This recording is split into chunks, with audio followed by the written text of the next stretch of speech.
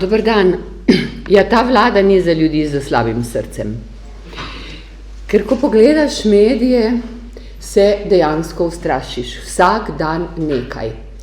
Snoči sem, ko sem prišla domov iz seje občinskega sveta v Novem mestu, videla novice v medijih, da je prišlo do največjega vdora v sistem osebnih podatkov v naši državi, odkar državo imajo. In to kje? Na kmetijstvu. Informacijska pooblaščenka nas je obvestila, da so skozi sistem registrov na Upravi za varno hrano, ki so povezani z sistemom registrov na Ministrstvu za kmetijstvo, hekerji vdrli v sisteme vseh in vsakega, ki je kadarkoli, kakorkoli imel opravka z Ministrstvo za kmetijstvo. To pa pomeni vsi kmetje, vsi lastniki živali, tudi hišnih ljubljencev, vsi tisti, ki gojijo solato, vsi tisti, ki uporabljajo fitofarmacevtska sredstva, vsi tisti, ki dobijo veliko ali pa malo subvencij, vsi tisti so zdaj nekomu na dlani.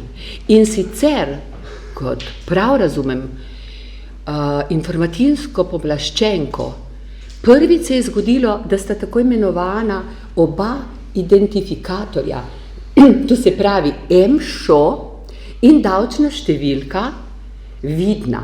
Kaj to pomeni? To pomeni v dobi elektronskega poslovanja, da se lahko nekdo v vašem imenu prijavi za kredit in ga boste vi plačevali. Se sklene zavarovanje življenjsko in ga boste vi plačevali. Jaz mislim, da je bila narejena neizmerna škoda in da so lahko ljudje, paste, skoraj 900,000 ali po domače pol Slovenije je izpostavljeno neki nevarnosti in nikoli ne bomo vedeli, kdaj bojo, ne daj Bože, ti podatki tudi lahko uporabljeni. In ne na upravi, ne na ministrstvu sami niso ugotovili, da jim nekdo gleda v drobovje. Šele ta, ki je to naredil, očitno ima kanček vesti. Sem jaz razumela informacijsko pooblaščenko, da se je sam prijavil, ker verjetno ni mogel verjeti, kaj ima na krožniku. In potem, to je bilo 29. oktobra, in potem do včeraj so bili čisto vsi tiho, čeprav bi morali v 72 urah vse, ki so bili prizadeti, obvestiti. Normalno je, da pol Slovenije ne morejo obvestiti. Obvestili so jih potem kako? Da so tako informacijska pooblaščenka kot tudi Uprava za varno hrano na svojo spletno stran obesili neko izjavo. In kaj tukaj pogrešam? Absolutno pogrešam zavedanje o odgovornosti. O odgovornosti do čuvanja osebnih podatkov. Zakon o varstvu osebnih podatkov jasno pove, kakšna odgovornost je na tistih, ki z njimi, torej s temi osebnimi podatki, poslujejo. In ne vem, če ste zasledili, ti registri, o katerih danes govorim, imajo direktno povezavo v centralni register prebivalstva. Torej, tam smo vsi. Vsi Slovenke in Slovenci oziroma prebivalci naše države. In kaj bi se lahko zgodilo? Da bi skozi te sisteme zaradi pomanjkanja varnosti in jaz temu rečem malomarnosti, lahko čisto vsi Slovenci danes se tresli, kdaj bo vaše podatke kdo zlorabil. Torej, kaj neverjetno skrbi, da nihče na upravi in na ministrstvu ni čutil toliko odgovornosti do teh ljudi, da bi stopil pred kamere, kot sem rekla, zgodilo se 29. To osebno ljudem sporočil in se jim opravičil. Ministrica za to nosi odgovornost. Zato pričakujemo, da bo vsaj zdaj sprejela to odgovornost, se ljudem opravičila, poskrbela za dober varnostni pregled teh podatkov oziroma vstopa do teh podatkov, ker jasno je razumeti informacijsko pooblaščenko, da je nekaj hudo narobe, saj tam vodi inšpekcijski postopek. In na koncu, da bo ministrica prevzela objektivno odgovornost, tako kot je pred 14 dnevi to že naredila ena ministrica. In upam, da se bo predsednik vlade vprašal, kakšno vlado za Boga vodi. Vse nas spravlja v nevarnost. Zdaj ne več samo nas z Dolenjskega, ampak vse Slovence. Tudi on naj se opraviči ljudem in naj odide. Hvala lepa.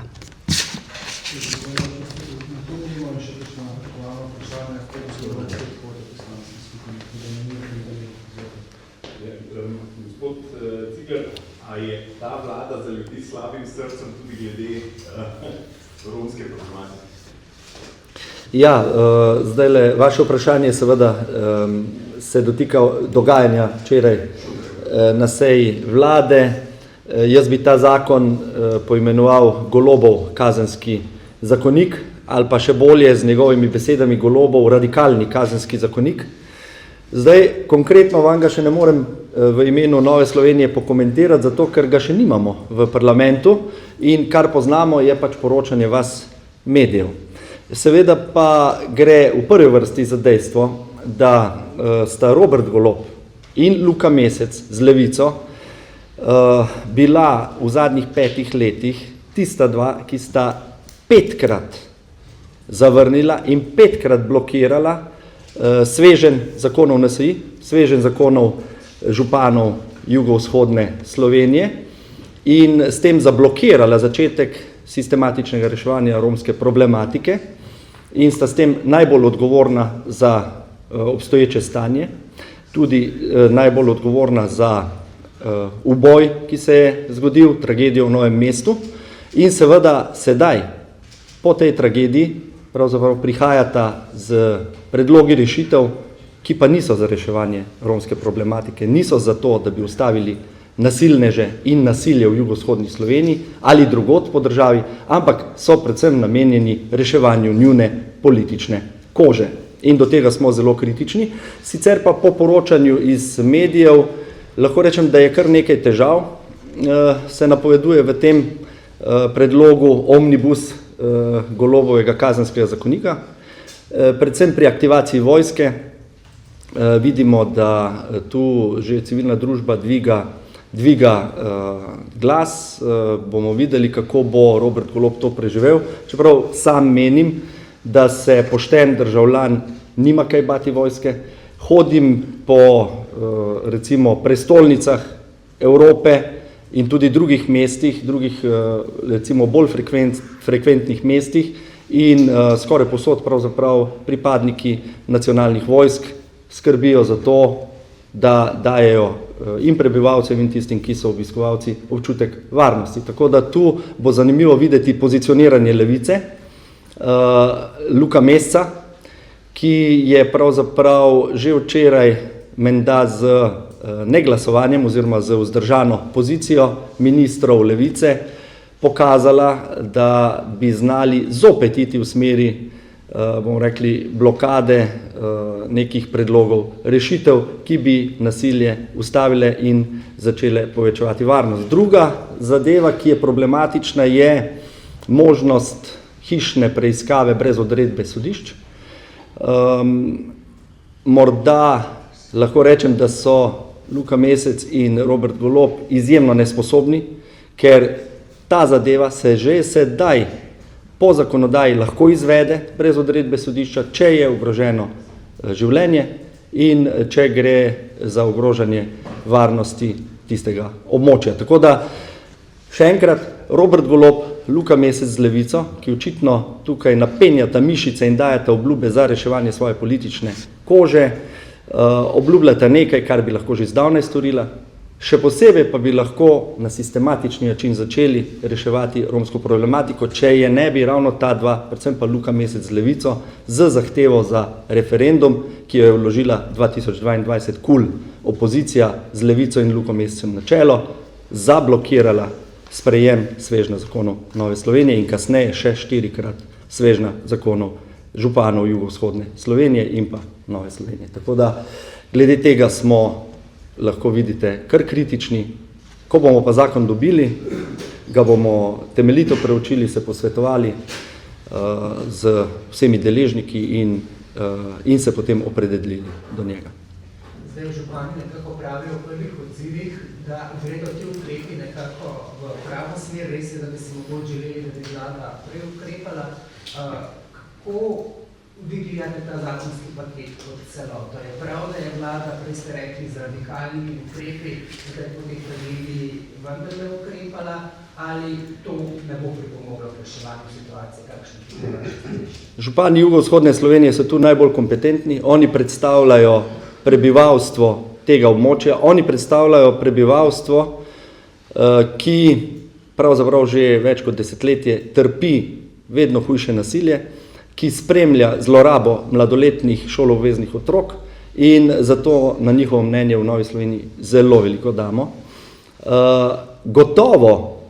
Gotovo smo mi prvi tisti, ki podpiramo župane, vse prebivalce te regije, smo pa tudi toliko izkušeni, da vidimo, da glede na neiskrenost Roberta Goloba in Luke Meseca Levice, ko so 5-krat zablokirali naš sveženj zakonov in svežnje zakonov teh županov, da pravzaprav nimamo veliko pričakovanj od tega, da bi dejansko ta predlog Golobovega kazenskega zakonika lahko potem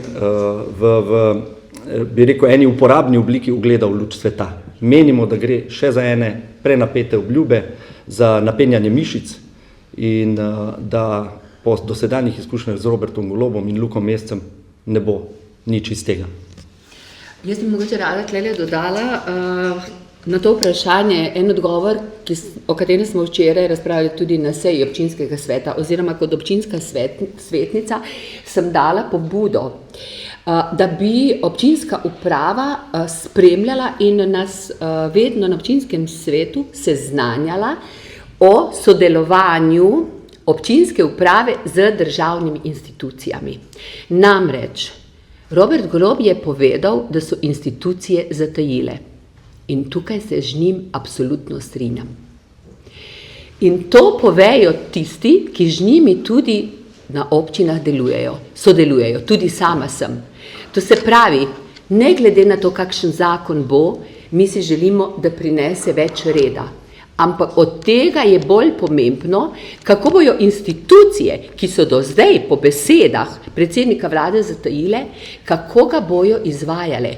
To pa tudi po domače pomeni, kako bojo sodelovale na eni strani z lokalnim prebivalcem, na drugi strani tudi z lokalnimi skupnostmi. In takrat, ko bojo začele institucije delovati in bojo rezultati tega delovanja vidni in merljivi, bomo rekli, da je ta zakon dosegel svoj namen. Zdaj, vaši ukrepi, ki ste jih večkrat vložili v proceduro, pa mislim, da je bil sam en majhen delček sprejet, so bistveno milejši, kot so ti ukrepi iz Šuterjevega zakona. A mislite mogoče, da kakšna institucija, ki doslej ni odreagirala tako, kot bi morala, kot ste rekli, zdaj s tem zakonom dobiva prevelika pooblastila oziroma ustavno sporna pooblastila, govorimo mogoče o policiji, se pravi, pri zasegi orožja brez hišne preiskave ali pa v vlogi centrov za socialno delo, se pravi pri upeljanih postopkov za odvzem otroka v primeru rojstva mladoletnice. Ja, bom kar jaz, če smem, odgovoril na to vaše vprašanje, ki je zelo umestno. Naši ukrepi, naš sveženj zakonov, 5 zakonov, najprej 4, zdaj 5, ker je zraven še zakon o voznikih, je skušal celovito naglasiti celotno problematiko. Torej ne samo akuten odziv na, bomo rekli, lokalno nasilje, na to tragedijo, ampak že v osnovi začeti pri koreninah spreminjati to zadevo in omogoči, da so vsi državljanke in državljani enaki pred zakonom. To pomeni, da če je mladoletni otrok šoloobvezen, da hodi v šolo. Če ne, sledijo za odgovorne, to so njegovi starši, sankcije. Da se tistim, ki so ponavljavci prekrškov, pač stopi na prste in se po drugi, tretji ponovitvi pač to ustavi. Potrebno je tudi dati dobra navodila in jasno pravno podlago vsem inštitucijam, da ukrepajo proti nasilnežem, da se jih umakne iz okolja, kjer povzročajo nasilje, to je recimo zakon o osnovni šoli, in pa da se spodbuja tudi starše, vse, se tu ne gre samo za eno etnično skupino, vse starše, da se spodbuja, da njihovi otroci dosežejo kar najvišjo možno stopnjo izobrazbe, zato tudi posegi v socialne in družinske transfere, kot jih že poznate. Morda samo omenimo robu, da smo danes zjutraj na kolegiju predsednice Državnega zbora obravnavali obravnavanje postopka, torej sprejeli smo skrajšani postopek obravnave, za ponovno vloženi sveženj zakonov Nove Slovenije, ker mi verjamemo, da samo s celovitim pristopom lahko dosežemo namen. To pomeni čim večjo integracijo, prenehanje kulture nasilja in toleriranja tega nasilja, s tem, da se pač prestopnikom, nasilnežem ne stopi na prste in se jim daje jasno sporočilo, da lahko delajo, kar hočejo in se jim ne more nič zgoditi. Ne govorim pa, da nekateri ukrepi, morda, ki jih slišimo, da so vsebovani v tem Golobovem kazenskem zakoniku, niso potrebni. Gotovo je potrebno narediti nekaj tudi v neposrednem odzivu. Saj slišimo še vedno o streljanju, slišimo o novem incidentu v Kočevju, ki je bila policija, če je okrepljena. Žal, tam je zopet prišlo do nasilja, mladoletnega nasilja, medvrstniškega nasilja, ki je nesprejemljivo in to v tem občutljivem času po tragediji v Novem mestu. In na nek način je jasno, da se ljudje, civilna družba, bojijo nekaterih napovedanih možnosti, ki naj bi jih ta Golobov zakon dal policiji, in sicer predvsem je na tnalu možnost hišne preiskave brez sodne odredbe. Zakaj? Jasno je, na to v Novi Sloveniji stalno poudarjamo, res prav kolegica Čadonič Špelič je tu jasna in jedrnata in glasna. Do stopnje, do katere si je Robert Golob in njegovi podredil, uzurpiral policijo, on pravi, da jo je depolitiziral, je problem sedaj to, da se te depolitizirane Golobove policije ljudje zdaj že bojijo. In če daš taki zlorabljeni in uzurpirani policiji še ena dodatna pooblastila, potem pravzaprav spravljaš vse ljudi v nevarnost.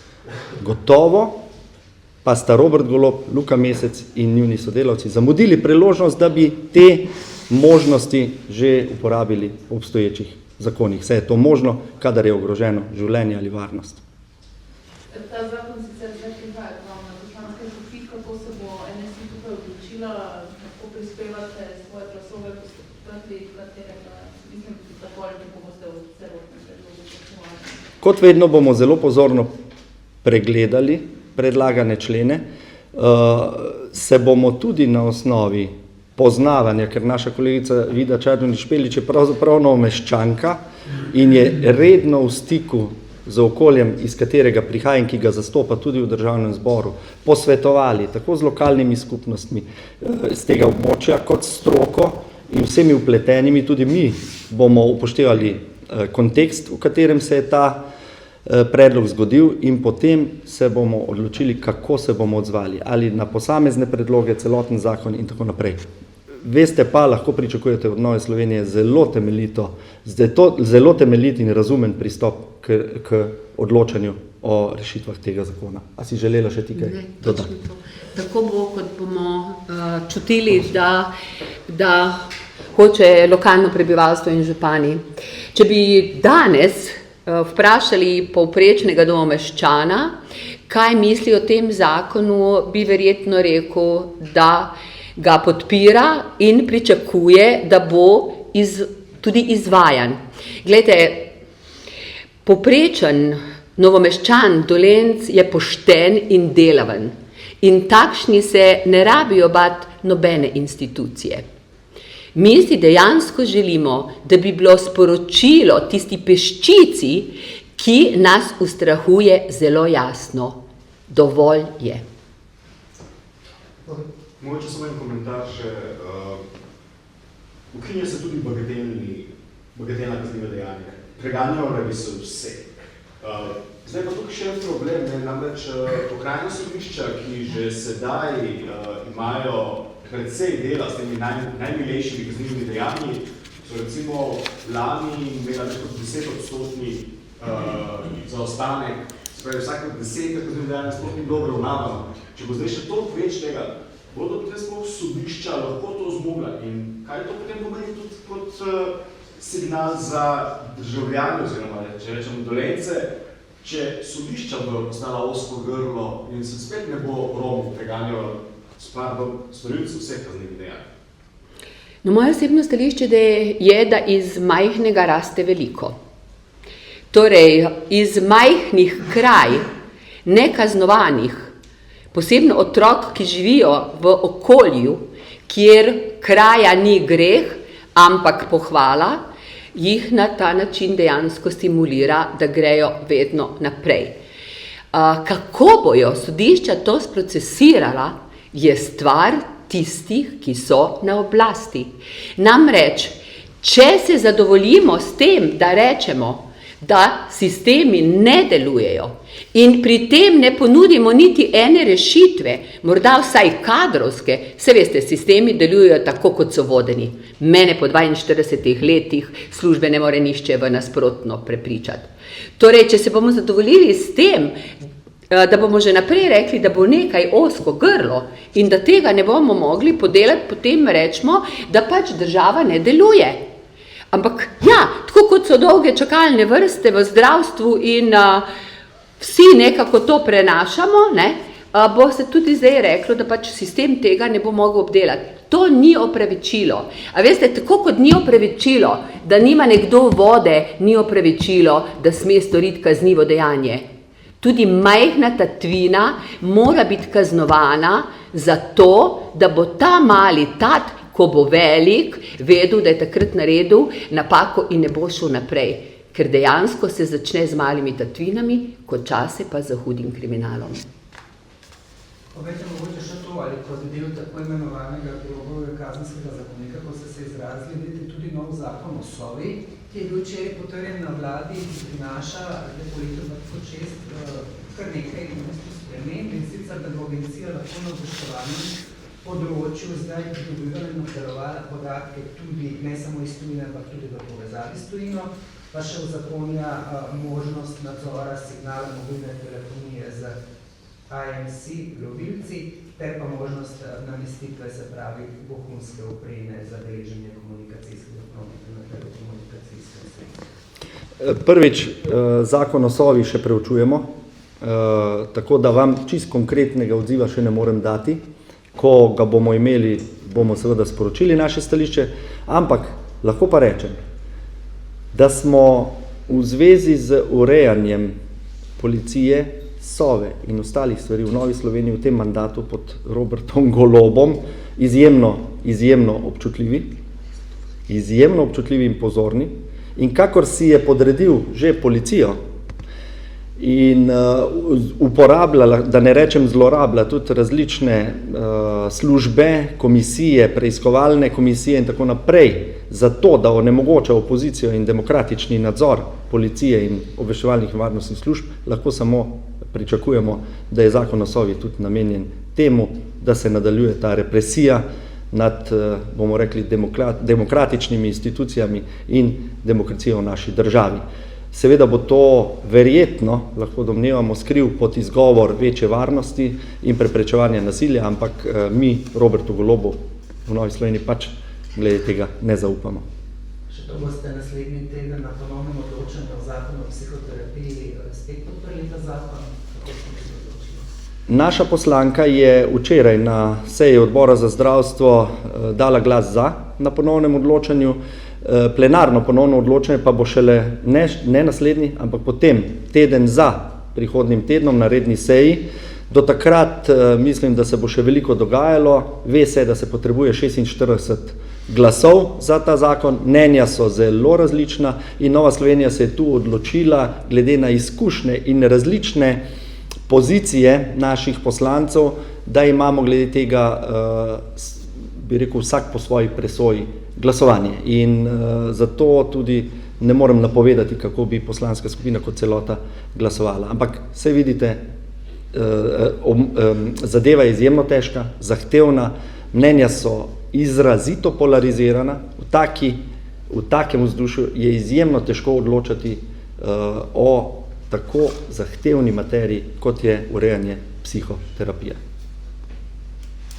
Jaz sem eno, nakratko sem zdaj ti zakoni, ki ste vi vlagali, vsaj kot pravi vladna stran, se ne nanaša na te varnostne zadeve, ampak zgolj na socialne transferje, na druge zadeve, da teh predlogov vi niste dali v teh zakonov.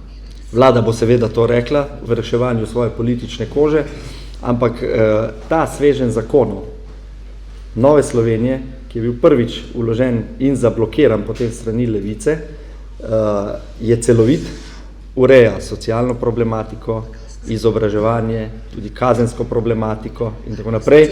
Spomnim samo to, tudi varnost v cestnem prometu, spomnim samo to, da je predsednica Državnega zbora s povišanim tonom nam dala vedeti, da mi nimamo pojma o kazenskem zakoniku in da nimamo kaj predlagati sprememb kazenskega zakonika. Poglejte, to imamo zdaj rezultata. Ne?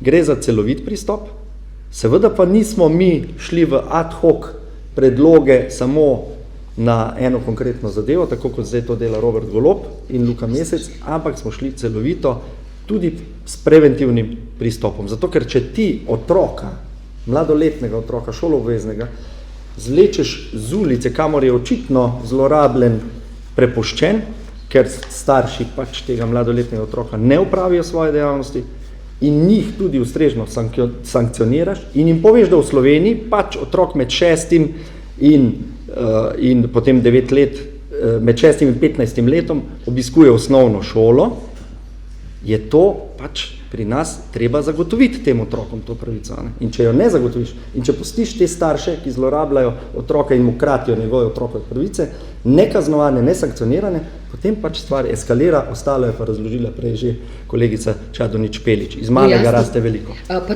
Treba je jasno povedati, da smo mi dvakrat predlagali spremembo kazenskega zakonika. To so pozabili povedati, a ne? Da se omogoča zapor za mladoletnike in tudi, da se zvišajo kazni. Zdaj vidimo, da na Švedskem znižajo možnost mladoletniškega zapora na 13 let. Mi smo bili prvi, ki smo na to opozorili. Drugo, smo jasno napisali v zakonu o osnovni šoli, da se takoj nasilne učence lahko od strani umakne v varno okolje, to se pravi v šolanje. Zakon o cestnem prometu. Sami ste čuli, da kupujejo Romi vozniške izpite. Želeli smo, da gre na vozniški izpit tisti, ki je pismen. To je čisti varnostni ukrep zame. Ob tem, da smo dvakrat predlagali, da se začnejo trgati subvencije oziroma denar od socialnih transferov tudi za ponavljajoče prekrške. To ste najbrž zaznali, da je eden večjih problemov. To je tisto, iz majhnega raste veliko. Ne? Tako da, mi smo celovito pristopili in tudi ciljano pristopili. Hvala lepa. Lep dan in lep vikend.